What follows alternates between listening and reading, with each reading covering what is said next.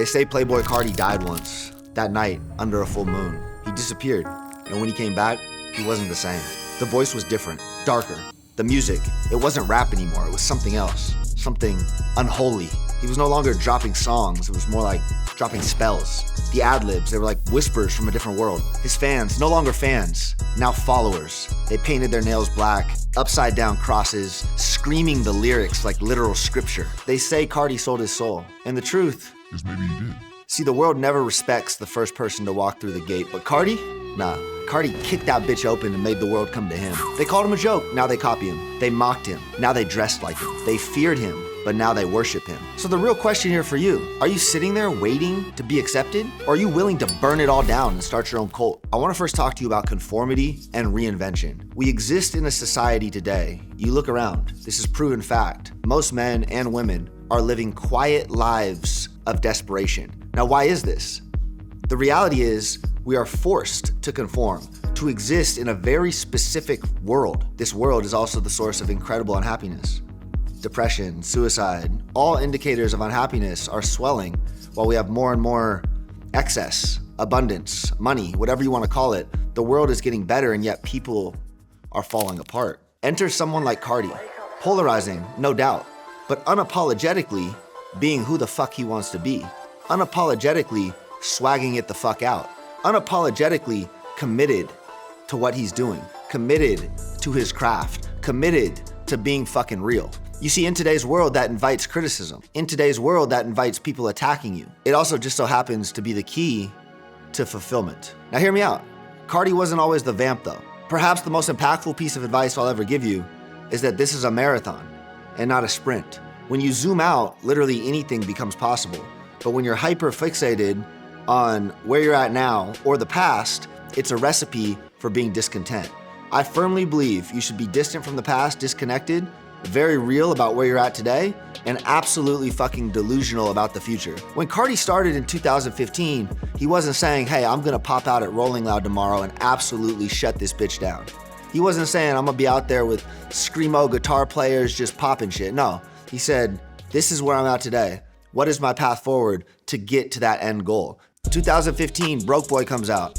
He's another SoundCloud rapper. People like it, people are feeling it, but there's a lot of similar sounds. He's still not breaking through in a huge way. 2018, the figure starts to really take shape.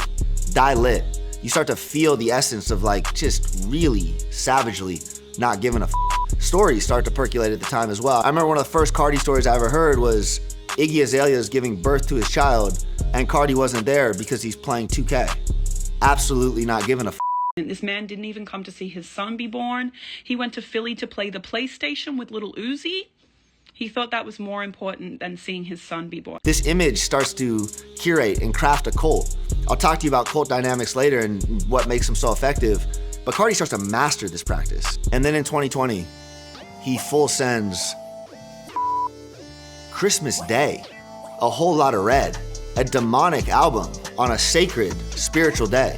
He doesn't give a and not giving a is the key to standing out in today's noisy, sloppy world. And it doesn't matter what it really is.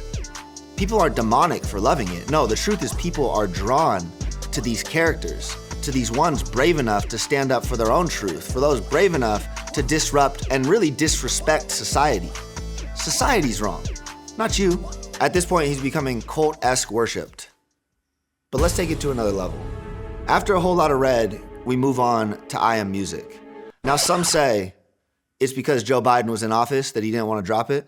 He was waiting for, Carti albums come out under Trump. In all seriousness, he starts this multiple year campaign, hyping, teasing, getting fans literally losing their mind to hear this shit. And throughout the entire process, he double, triple, quadruples down on him, this character that he's becoming. He goes on Aiden Ross's stream, shows up super late, disrespects the fuck out of Aiden, takes his $2 million, and lets everybody talk about it. Carti doesn't talk about it. Aiden wants to call it corny, whatever. Leading up to the next release, he's fucking with Kai Cenat, he's calling, the different streamers, and he's still saying, look, Aiden, you might be one of the most popular streamers in the world. I'm not really fucking with you. Again, that takes balls. He says that ain't my type of N-word. He ain't even that, bro. He's just not my type of nigga, so we ain't gonna It's gonna be awkward, you feel me? And it's cool. And what people don't understand is the risk, the increasing levels of risk as your star continues to rise. Carti is now pushing the sounds of music. Not only is he saying I'm music, he's making an incredibly bold claim. But on top of that, he is taking this entirely new genre and putting it forward unapologetically. Again, making it edgy, making it aggressive, being in tune with the audience, being in tune with the world, being in tune with his followers, and creating something special, but more importantly, having the confidence to put it out there, to having the confidence to full send it, to have the confidence to not give a fuck in the marketing rollout. There's a cycle here to be observed. First, there's confusion. What is this? This isn't what we expected. Then doubt. Did Carti fall off? Is he losing his touch? Then obsession. Wait a second. Maybe this is genius. And then influence. Everyone starts copying it. Much like Future before him, this is a pioneer, realizing that this entire world is created and shaped by people no different than us. Carti comes from fucking nothing. Southside Atlanta. No excuses. He's gonna dent the world. He's gonna dent the culture. People are gonna dress like him. He's gonna fucking put on. See, Carti's not making rap, he's making religion. But who else has reinvented themselves time and time again? Who else has doubled down? Look at Virgil. Success, Off-White. Let's go to Louis Vuitton. Look at Elon Musk. Sells X.com. 200 million. Let me double down with Tesla, SpaceX. Let me continue to full send it. Let me continue to push the boundaries. Let me continue to fill a life uncomfortable, because discomfort is where growth comes from. Pain, risk, those are the catalysts for growth. I need you to deeply, deeply appreciate the 3 stages of greatness. And I want you to embody this, because most people don't get past the first. There is fear, there is mockery, and then there is worship. And you are fully capable of doing whatever the fuck you want to do. I don't care if you like Playboi Carti music. That is not the point. The point is to understand that this entire world is created by people no different than you and I. You have the power to do quite literally whatever you want to do in this world. Me, Rob the Bank, will continue to stand as a symbol for that. Tap in with me on Instagram. Tap in with me here. I will give you the tactics. I will give you the motivation. I will give you the mindset. I am doing it every single day. I'm living it, breathing it, sharing it transparently. If you are a fan of Rob the Bank, you are a fan of yourself. Tap in, stay locked in for more.